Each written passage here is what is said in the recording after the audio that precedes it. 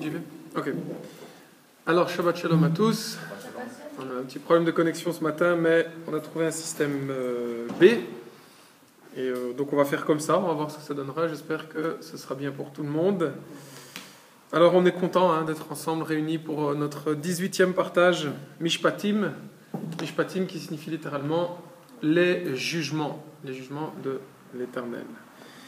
Alors, par contre, on va revenir sur quelques points de la paracha de la semaine passée, des points importants que je n'ai pas eu le temps de partager la semaine passée, vu l'importance de la paracha Yitro.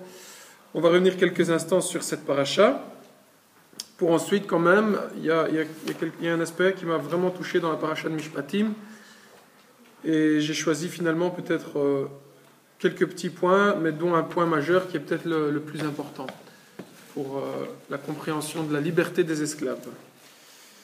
Alors, avant de commencer, Lorenzo, pour une fois qu'il est avec nous depuis longtemps à cause de ses problèmes de santé, on va lui demander de prier. Merci Père éternel de nous avoir donné ce Shabbat.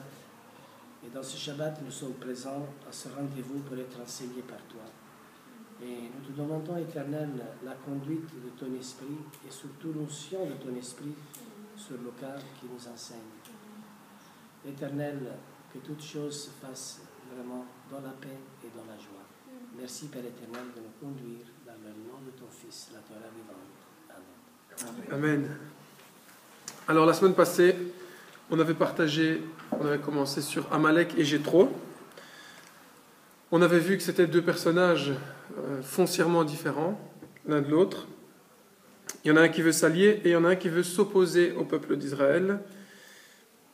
Il y en a un qui reconnaît la main de Dieu agissante et l'autre qui ne reconnaît pas la main de Dieu agissante. Et même qu'il a vu la main de Dieu agir, il veut quand même malgré tout s'opposer au peuple de Dieu. Et puis on avait poussé un peu le raisonnement. On avait vu que Jéthro avait été jusqu'au point de vouloir partager un repas, faire des sacrifices en l'honneur de l'Éternel et s'allier au peuple d'Israël qui est sorti d'un joug très lourd sur lui, qui l'empêchait de servir et de sacrifier en l'honneur de l'Éternel. Et donc on se demande quelle nature finalement règne en nous aujourd'hui. Alors ensuite on avait vu le conseil de Jéthro, et finalement on peut peut-être résumer ça en une phrase. Jéthro dit à Moïse, tu ne peux pas porter cette charge tout seul, tu as besoin d'aide, tu as besoin de gens aux côtés de toi qui soutiendront tes bras, qui te soutiendront, qui feront tout ce qui est en leur pouvoir pour t'aider à faire avancer ce peuple, même si la responsabilité la plus haute incombe toujours Moïse, mais Moïse avait besoin d'être soutenu. On l'a vu aussi dans ce combat contre Amalek. Moïse, tant qu'il avait la force de maintenir ses bras levés tout seul vers l'Éternel, il prenait du terrain sur l'ennemi. Quand Moïse n'avait plus la force et que ses bras tombaient, c'est l'ennemi qui prenait du terrain, jusqu'au moment où on a posé Moïse sur le rocher et que Aaron et Our sont venus aider Moïse et ont maintenu les bras de Moïse en l'air. Et c'est ça finalement le conseil de Jéthro qui se réalise. Et après ce conseil, on avait passé à un événement majeur, la révélation du Dieu unique qui se manifeste de manière audible aux oreilles de tout le peuple. Dieu se manifeste au travers de sa parole vivante, sa voix. On avait fait bien évidemment beaucoup de liens.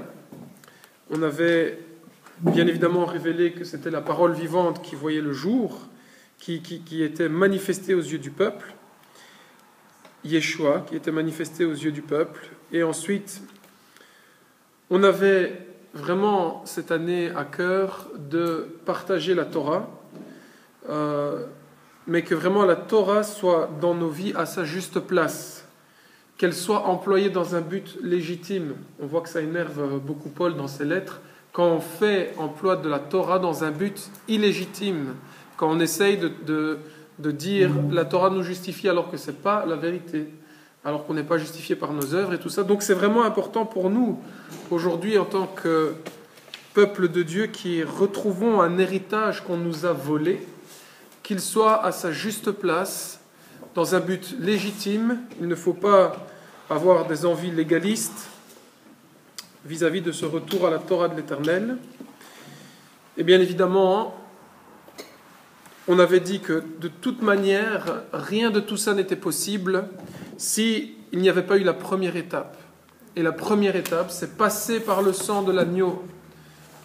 Et s'il n'y a pas cette étape qui est la première, mais qui est la plus importante, alors il n'y a pas de suite. Il n'y a pas de baptême des eaux dans le passage de la mer morte, de la mer rouge, et il n'y a pas de réception de l'enseignement de Dieu. Et contrairement à ce qu'on pourrait penser, le sang de l'agneau ne nous amène pas à ne plus vivre selon l'enseignement de Dieu, mais au contraire, le sang de l'agneau nous amène jusqu'aux eaux du baptême et encore plus loin, il nous amène jusqu'à recevoir la Torah de l'Éternel sur nos cœurs, des cœurs de chair. Alors ensuite, on avait, en quelques mots, analysé la position d'Yeshua lorsqu'il est là, comme un homme, vis-à-vis de la Torah, et il a été très très clair dans Matthieu 5, rien ne passera, même pas la plus petite des lettres, tant que ces cieux et cette terre subsistent. Rien ne passera de la Torah de l'Éternel. Et il nous encourage d'ailleurs à l'enseigner et à la pratiquer. Il nous encourage vivement à le faire.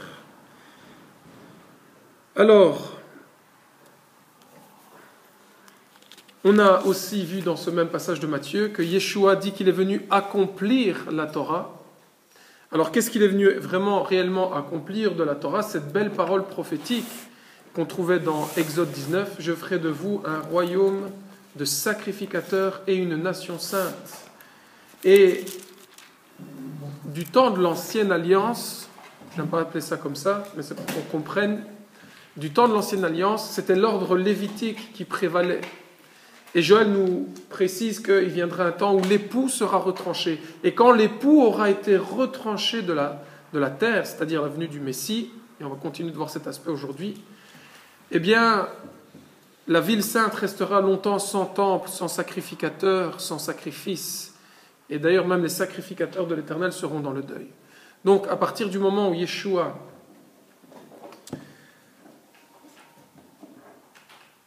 meurt et ressuscite, et que, à cause de la corruption qui sévissait, le temple